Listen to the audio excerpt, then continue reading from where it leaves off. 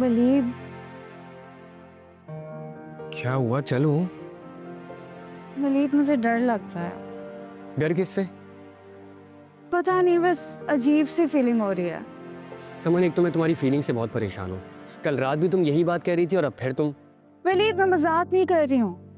मैं तुम्हें यहाँ इसलिए लेकर आया हूँ क्योंकि मैंने इन लोगों से प्रॉमिस किया था कि हनीमून पर जाने से पहले मैं तुम्हें इन लोगों से मिलवाऊंगा। अगर तुम्हें नहीं आना था तो तुम मुझे पहले कह देती, मैं अरेंजमेंट नहीं कर पाता। तुम गुस्सा क्यों हो रहे हो? पहले पूछ तो लो वजह क्या है। बताओ। मुझे इसलिए अजीब सी फीलिंग हो रही है क्योंकि बताओ समन। वलीद, मुझे ऐसा लग रहा है जैसे मैं बेबी आंटी से मिलने जा रही हूँ। I mean, अपनी सास से। तुम्हें इसलिए डर लग रहा है? ऑब्वियसली मुझे डर लगेगा। तुम्हारे घर पे सब लोग मुझे ऑलरेडी जानते हैं और यहाँ पे तो कोई मुझे जानता भी नहीं है। पता नहीं क्या सोचेंगे मेरे बारे में। कुछ नहीं सोचेंगे, खुश होंगे, देख लेना। तुम अभी इन लोगों से मिली नहीं हो इसलिए तुम ये बात कह रही हो। एक बार तुम इन लोगों से मिल लोगी ना तो मैं तुम्हें नहीं बल्कि तुम मुझे यहाँ खींच कर लेकर आओगी। इतनी मोहब्बत, इतनी अपनाइयत और सुकून मिलता है यहाँ आकर। जानती हो समन, जब मैं अम्मी को यहाँ ढूंढते हुए आया था तो कितना डरा हुआ था कि कहीं मैं अम्मी को, लेकिन अम्मी मुझे मिल गई और उनके साथ साथ मुझे इन माँओं का साथ भी मिल गया। और एक रोज़ अम्मी हमेशा के लिए मुझे छोड़ के चली गई और मुझे इन लोगों से जोड़ गई, जिनकी दुआओं की वजह से आज मैं पुरसुकून और मुतमईन ज़िंदगी गुजार रहा हूँ। जानती हो समन, जब भी मैं यहाँ आता हूँ तो अम्मी के वजूद को महसूस करता हूँ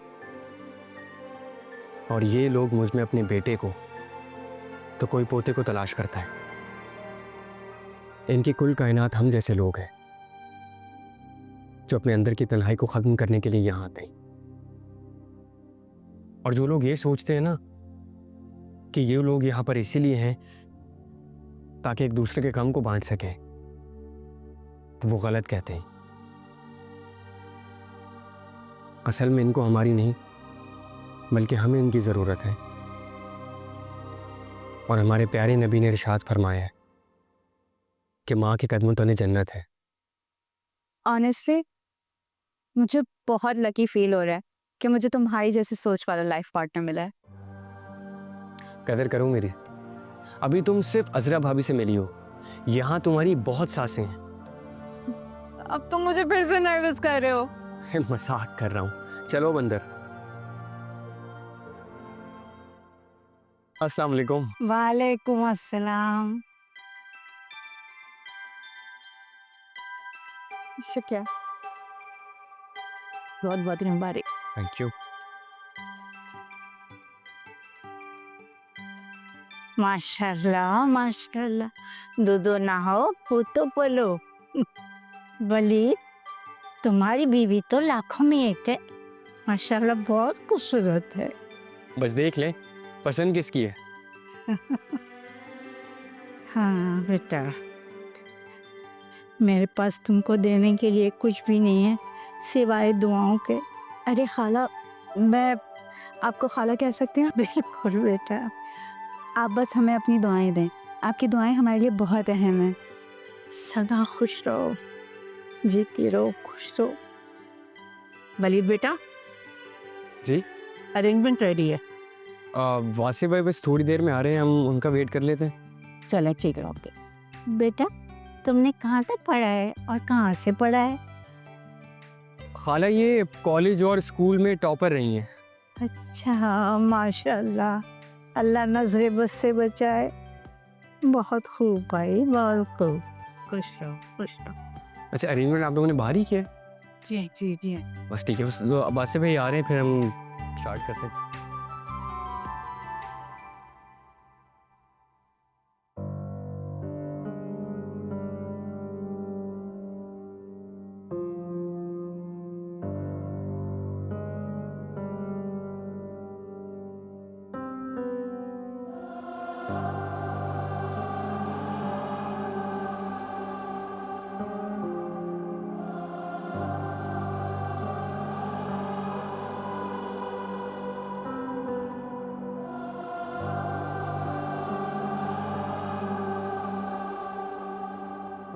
अम्मी यहाँ ये सब नहीं होता। ये पुराना मोहल्ला थोड़ी है कि शराज आंटी से कुछ भी मांग लिया।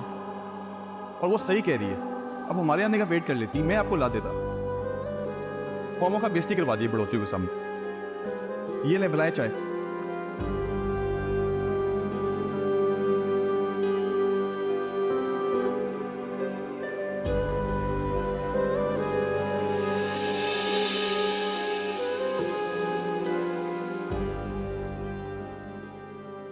तुम मेरे पास बैठो, हम कोई बातें करते हैं। भरत को भी बुला लो। अम्मी टीवी देख लेना।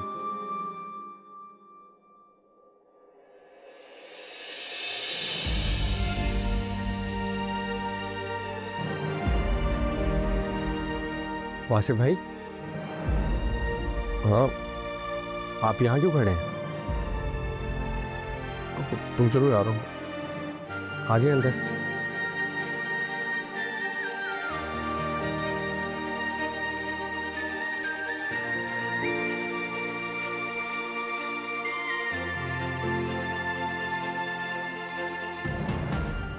खाला ही मेरे बड़े भाई हैं, मुझसे बड़े वासिफ। अच्छा, जीते रहो बेटा, जीते रहो।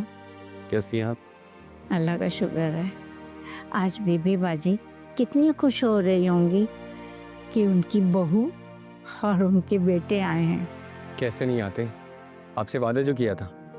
बेटा, वादा तो सभी करके जाते हैं, लेकिन निभाता कोई कोई है।